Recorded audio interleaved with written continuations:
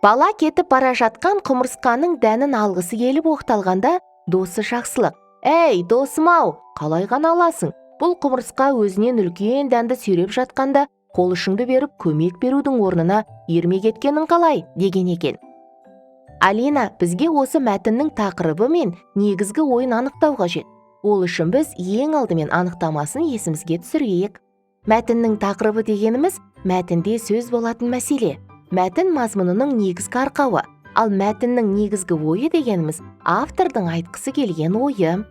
Ендеше, мәтіннің тақырыбын өзгеге көмек ету деп алсақшы. Маған ұнайды.